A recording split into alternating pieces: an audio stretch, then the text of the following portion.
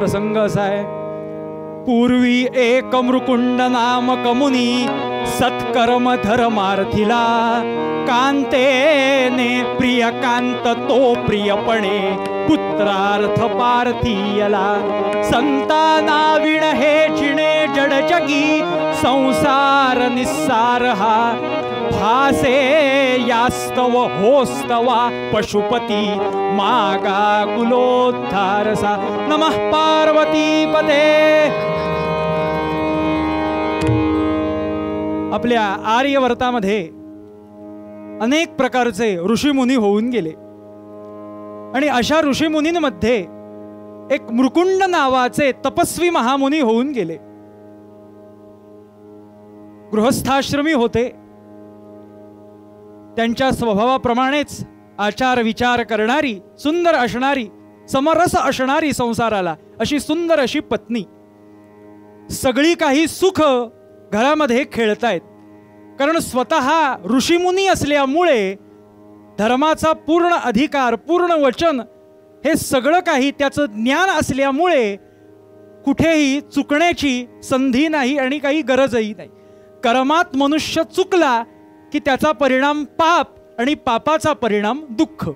सगळी काही सुख होती त्यामुळे सत्कर्मच, पण प्रारब्धाने त्यांच्या वंशाला मात्र कुलूप लागलेलं होतं। पुत्र संतान नव्हतं, संतानाविण हे जिणे जड जगी संसार निस्सार हा। आणि असा काळही असा असतो श्रोते हो, की कोणी पुरुषाला बोलत नाही। जेव्हा स्त्री काही कारणानिमित्त घराबाहेर पडते तेव्हा स्त्रियांना काही गोष्टी ऐकवल्या जातात, पण असं खचून न जाता पत्नीनं मृकुंड ऋषींना सांगितलं, महाराज आपण आत्तापर्यंत भगवान शंकरांची तपश्चर्या करीत आलात आणि त्यामुळे जो काही कर्माचा सिद्धांत ज्ञान आपल्याला जे कळलंय, मी आपल्याला विनंती करते नाथ की आपण भगवान शंकरांची तपश्चर्या करा। सती बोले जी विनती स्वामी राया, जन्म माझा जातसे व्यर्थ वाया। विनवणी केली आणि त्या दिवशीपासून भगवान शंकरांच्या नामाचा त्यांनी ध्यानधारणे करता उपयोग करून जप करायला सुरुवात केली। ध्यानी वसे मुनी उदार सदा शिवाचे, पंचाक्षरी प्रमुख मंत्र जपो निवाचे, ऐसे पुरश्चरण संचित फार झाले, शेखी तयासी निज पुण्य फळासी आले। नमः पार्वती पते। हर हर महादेव। पंचाक्षरी मंत्राचा जप मृकुंड मुनींनी सुरू केला। ओम नमः शिवाय, ओम नमः शिवाय, ओम नमः शिवाय। भगवंत कोणाच्या ऋणात राहत नाही। इतके वर्ष तप झालं मृकुंड मुनींचं, कशा करता तर पुत्र संतान व्हावं अशा एका प्रापंचिक मागणी करता, बरं का। तसे ही ऋषीमुनी संत सत्पुरुष प्रपंचाच्या कोणत्याही मागणी करता, गोष्टी करता काहीही मागत नाहीत, पण आपल्या पत्नीच्या सुखाकरता म्हणून त्यांनी भगवान शंकरांची ह्या करता तपश्चर्या केली। म्हणून अभयप्रद परमेश्वर प्रगटे तो शिवप्रसन्न मुनिमान्य, बोले घे मागोनी इच्छित वरजी जगी असामान्य। जय जय रघुवीर समर्थ। भगवान प्रगट झाले आणि भगवंतानी मृकुंड मुनींना वरदहस्त ठेवून मृकुंड मुनींना सांगितलं की मी आपल्यावरती प्रसन्न झालेलो आहे, आपल्याला जी गोष्ट मागायची ती मागा, पण वचन आहे समर्था पुढे काय मागो कळेना। जर खरोखरीच भगवान प्रगट झाला आपल्या समोर तर काय मागायचं हे बहुतेक लोकांना कळत नाही, पण हे वचन मृकुंड मुनींना माहित होतं श्रोते हो। मृकुंड मुनींनी भगवंताकडे प्रार्थना अशी केली की नेहमी मी जेव्हा तुमची तपश्चर्या करतो तेव्हा आध्यात्मिक मार्गामध्ये जात असताना, प्रवेश घेत असताना काही अध्यात्माचा उपदेश मला होईल आणि त्याची काही भगवंताची कृपा होईल म्हणून मी काहीतरी मागत असतो. पण आज मी प्रपंचातली गोष्ट मागतोय. द्याल द्याल का? भगवान म्हणाले काय हवंय? पुत्र संतान हवंय. बरं का, खरं तर माझ्या करता काही नको, मी तो विभक्त विभवादी नको, परंतु पण संतान एक मज दे कुळ हे तू तंतू. माझ्या घराण्याकरता म्हणून एक पुत्र दे. भगवंतांनी परीक्षा घेतली भगवान शंकरांनी आणि भगवान म्हणाले तुला एकच पुत्र हवाय, पण तुझ्या प्रारब्धामध्ये मला असं दिसतंय की 2 पुत्र आहेत, पण त्यातला तुला एकच स्वीकारावा लागेल. तो कोणता स्वीकारायचा हे तू तुझ्या विवेकानं ओळख आणि विवेकानं घे. कोणते 2 पुत्र आहेत? म्हणून भगवान शंकरांनी, चरित्रकारांनी अतिशय सुंदर श्लोक भगवान शंकरांच्या मुखात ठेवलेला आहे. भगवान बोलतायत मृकुंड मुनींशी की कोणत्या प्रकारचे पुत्र माझ्याकडे आहेत. अर्थ आपल्याला कळेल. श्लोक सगळ्यांनी व्यवस्थित ऐका श्रोते हो. साधू सुंदर शहाणा. पहिला पुत्र ऐक. साधू सुंदर शहाणा सुततया 16 वर्षे मिती. एक पुत्र उत्तम आहे, सज्जन आहे, पण त्याचं आयुष्य 16 वर्षाचं आहे. आणि दुसरा पुत्र जो का मूढ परंतु त्या शतवरी. दुसरा पुत्र मूर्ख, बहिरळ, ज्याला काही कळत नाही, पण त्याचं आयुष्य शतवरी वर्षे असे सुस्थिती. आणि ह्या 2 पुत्रांमध्ये या दोन्हीत मनात कोण रुचला, तो म्यान रूपे दिधला. झाला थोर तटस्थ ऐकुनी मुनी, दोन्हीकडे वेधला. नमः पार्वती पदे हर हर महादेव. एक पुत्र उत्तम आहे आणि दुसरा पुत्र मात्र बहिरट, पण त्याचं आयुष्य 100 वर्षाचं. आणि जो उत्तम सज्जन आहे त्याचं आयुष्य 16 वर्षाचं. कोणत्या प्रकारचा पुत्र तुला हवा? समर्था पुढे काय मागो कळेना. पण कळलं मृकुंड मुनींना.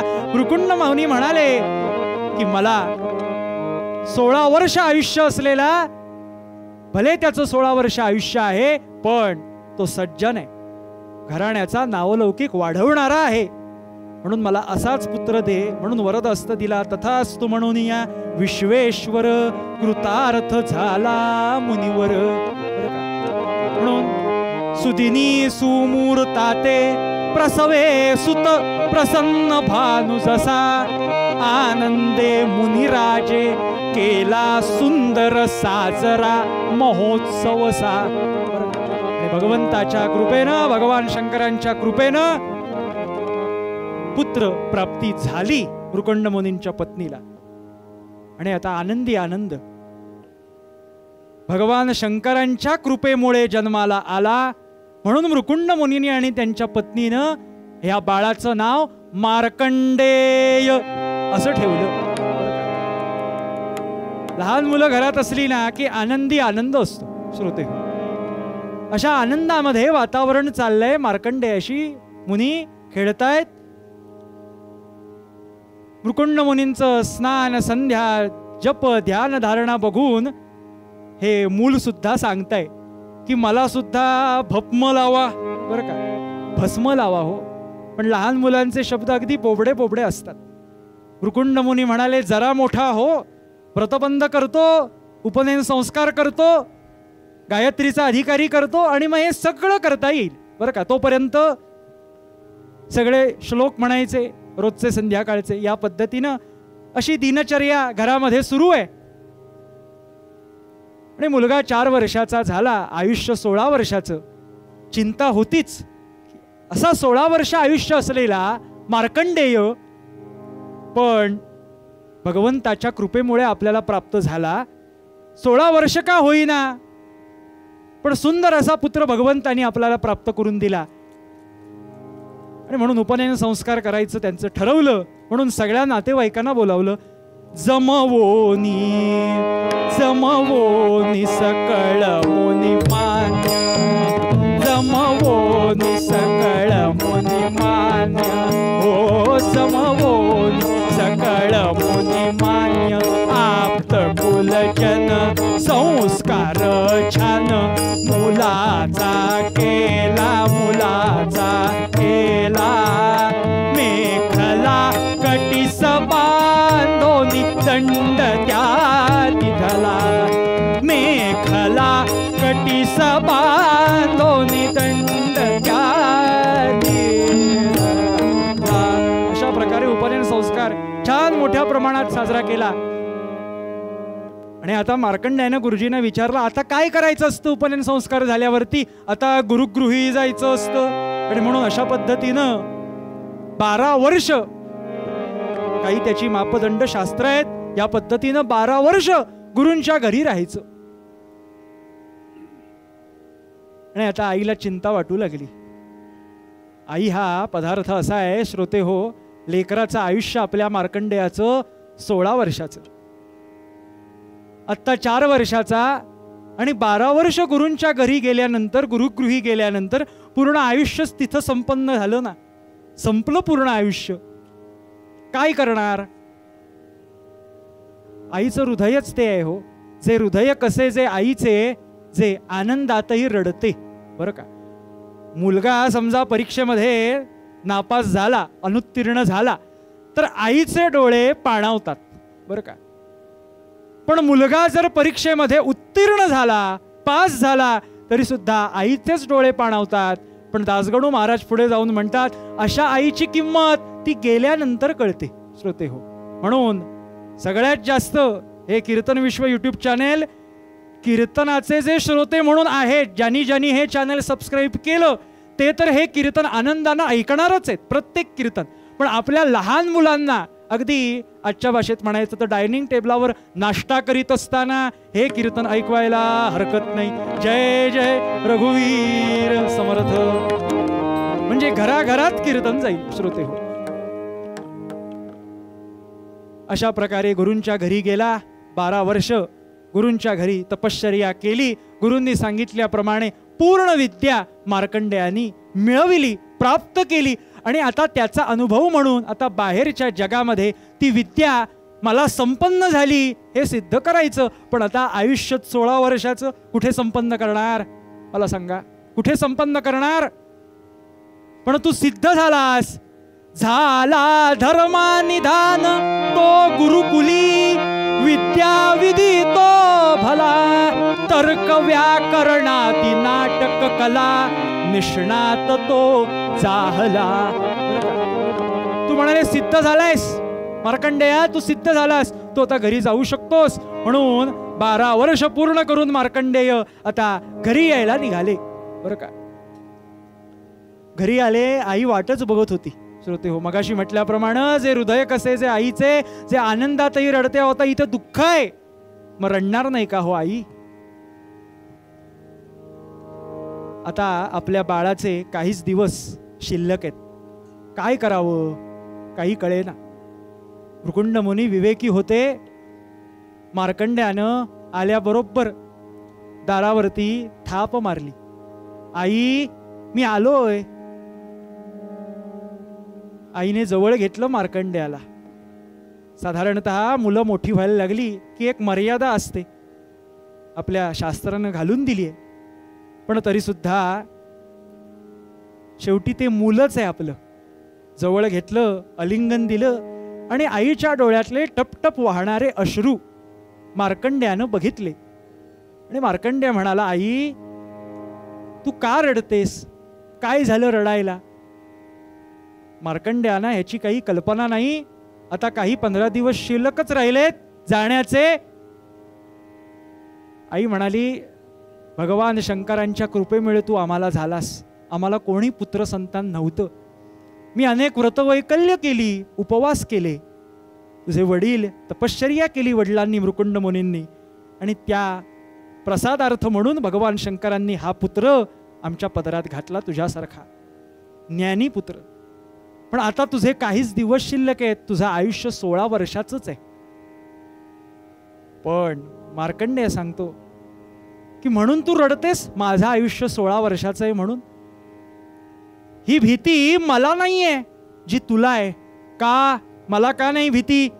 ही भीती त्या मृत्यूला, त्या प्राणाला. मला भीती नाही. तो जो काही प्राण असेल, मृत्यू असेल, तो येऊ दे, पण मी तो नाहीये. मी स्वस्वरूप आहे. श्रोते हो, मला त्याची भीती नाही. मला त्याचा अनुभव आलेला आहे. आता मला पुढचे काही दिवस भगवान शंकरांच्याच तपश्चर्येमध्ये राहू दे, म्हणून मी एका गुहेमध्ये भगवान शंकरांचं तप करतो. म्हणून जपत जपत ऐसा तो करी तीर्थयात्रा, धवल शुभ विभूती लाविली सर्व कात्रा, स्फटिक मणिमण्यांची दिव्य रुद्राक्ष माळा, किरीशिरी निज कंठी घातल्या त्या सुडाळा. नमः पार्वती पदे हर हर महादेव हर. आणि अशा पद्धतीनं एका गुहेमध्ये भगवान शंकरांची तपश्चर्या ह्या बाळानं सुरू केली, मार्कंडेयानं. आता काही 8-10 दिवस 15 दिवसच शिल्लक राहिलेत तपश्चर्येचे.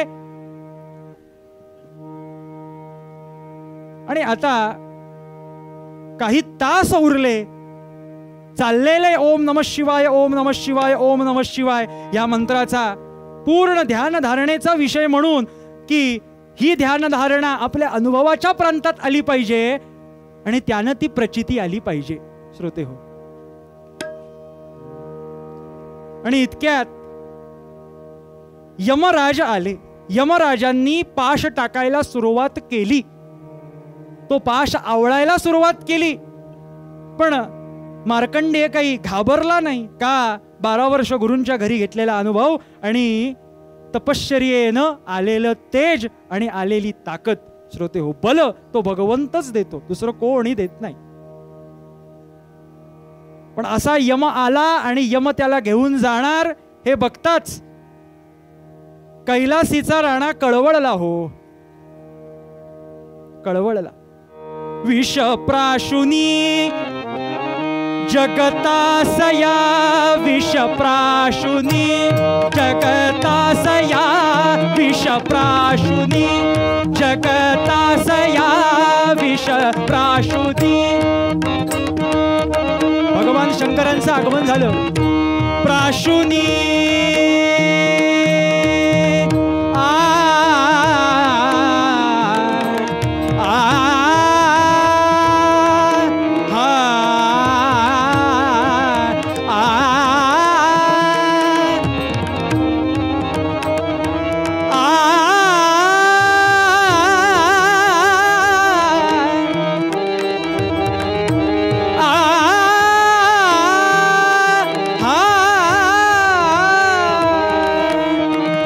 प्राशुनी प्राशुनी प्राशुनी हो विष प्राशुनी जगतासया विष प्राशुनी.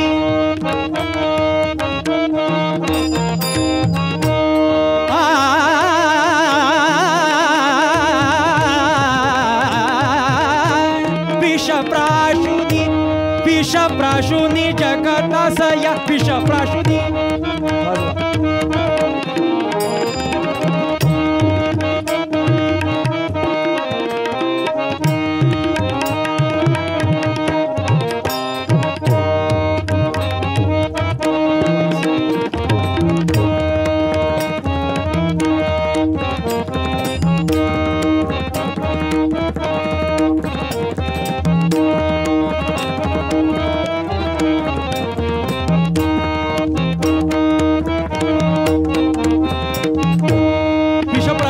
जगतासया विष प्राशुनी विष प्राशुनी जगतास विष प्राशुनी. जगतासया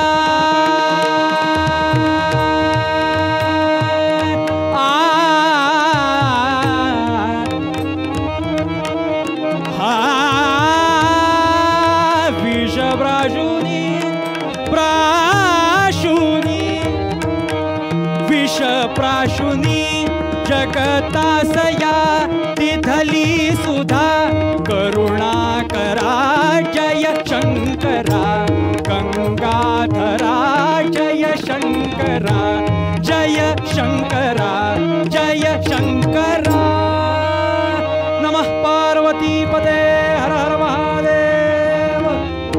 आणि भगवान आले आणि भगवान म्हणाले की हे यमा, हा माझा दास आहे, ह्यानं ह्याची 16 वर्ष माझ्या करता ह्यानं दिली। आयुष्य 16 वर्षाचं जरी असलं मार्कंडेयाचं तरी सुद्धा यांचे वडील महान तपस्वी मृकुंड महामुनी आणि ह्या मार्कंडे सुद्धा त्यांच्याप्रमाणेच नवे त्यांच्यापेक्षा पुढे जाऊन यानं तपश्चर्या करून ह्या 16 वर्षाचं आयुष्य माझ्या पायी चरणी समर्पित केलंय। म्हणून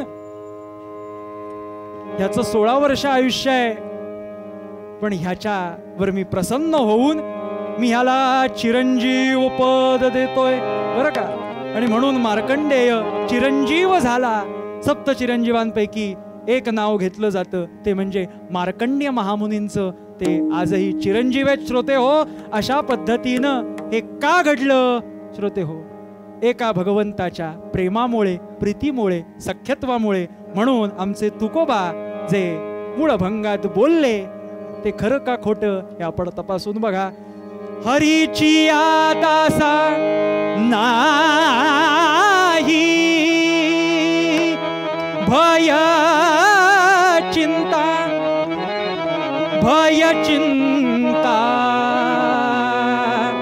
दुःख निवारिता पांडुरंग दुःख निवारिता पांडुरंग दुःख निवारिता पांडुरंग दुःख निवारिता पांडुरंग।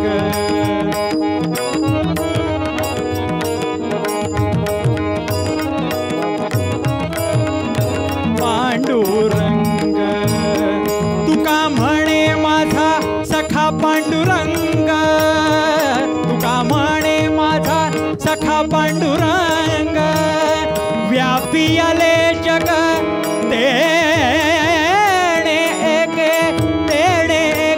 तेणे एके हरीची आदासा नाही भय चिंता हरीची आदासा नाही भय चिंता हरीची आदासा नाही भय चिंता हरीची आदासा नाही भय चिंता नाही भय चिंता नाही भय चिंता। जय जय रघुवीर समर्थ। सगळ्यांनी डोळे मिटून प्रार्थना करायची। सुखी सगळ्यांना ठेव देवराया मागणे हे आमुचे तुझ्या पाया ठेव शेतकरी सदा हा खुशाल तरी मागू ते आम्हाला मिळेल नसो अमुचा सोबती कुणी उपाशी नसो अमुचा सोबती कुणी अधाशी नसो कपड्यांची कुणाला हिवाण मिळो सर्वांना पुरेसे मकान तिवा पत्तीला कधी न पडो खंड आयुलाभो घरधन्याला उदंड। नमः पार्वती पते हर हर महादेव। जय जय रघुवीर।